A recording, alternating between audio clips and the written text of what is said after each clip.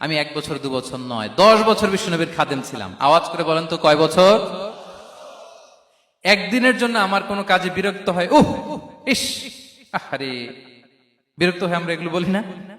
একদিনের জন্য বলে না, একদিন, একটি মুহূর্তের জন্য।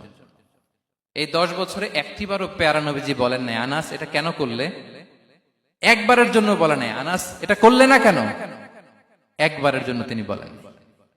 আনাস রাদিয়াল্লাহু তাআলা আনহু বলেন, একদিন একটা কাজে সম্ভবত জুব্বা আনতে আমাকে বিষ্ণু পাঠিয়েছিলেন।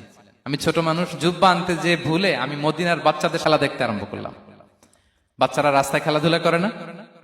বিষ্ণুনবী যেটা আনতে পাঠিয়েছে ওইটা না এনে ভুলে, ছোট মানুষ তো, সেও দাঁড়িয়ে দাঁড়িয়ে মদিনার ছেলে মেয়েদের খেলা দেখতেছে। এখন সময়ের পর সময় যায়, ঘন্টার পর ঘন্টা যায়, আনাস তো আর আসে না জুব্বা নিয়ে। বিষ্ণুনবী ভাবলেন, হায় রে, আনাস মনে ভুলে গেছে, যাই নিজের কাজ নিজেই করে নিয়ে আসি।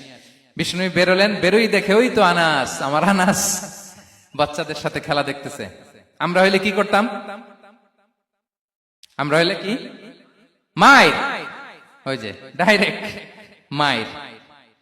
আল্লাহ, আজকে তোর একদিন কে আমার একদিন না। বিষ্ণুনবী গেলেন, তিনিও বাচ্চাদের সাথে খেলা দেখতে শুরু করলেন, কিছুই বললেন না, শুধু আলতো হাতে আনাসের পিঠে হাত রাখলেন, ঘাড়ে আলতো হাতে। বিষ্ণুনবীর হাতটা রেশমের চেয়েও সফট ছিল। হাত রাখলেন, হাত রাখাতে আনাস রাদিয়াল্লাহু তাআলা আনহু ফানাযারতু ইলাই, তিনি বললেন আমি পিছনের দিকে তাকালাম, বিষ্ণুনবীর দিকে আমি তাকালাম, হঠাৎ করে দেখলাম যে বিষ্ণুনবী। তাকানোর পর পর আমি ভয় পেয়ে গেলাম, কিন্তু বিষ্ণু সাল্লাল্লাহু আলাইহি ওয়াসাল্লাম ধমকও দেয় নাই, কিরে আনাস তুই এখানে, এটাও বলে নাই। তাকালাম, ওয়া হুয়া ইয়াদহাক, তিনি একটা মুচকি হাসি দিলেন। বললেন, আনাস তোমাকে না কাজে পাঠিয়েছিলাম, এখানে কেন? আনাস বলে, ইয়া রাসূলুল্লাহ ক্ষমা করে দেন, আমি যাচ্ছি। আনাস বলে, বিশ্বনবীর সেদিনের মুচকি হাসির শাসন মরার আগের দিন পর্যন্ত আমার এই সোজা রাস্তায় রেখেছে।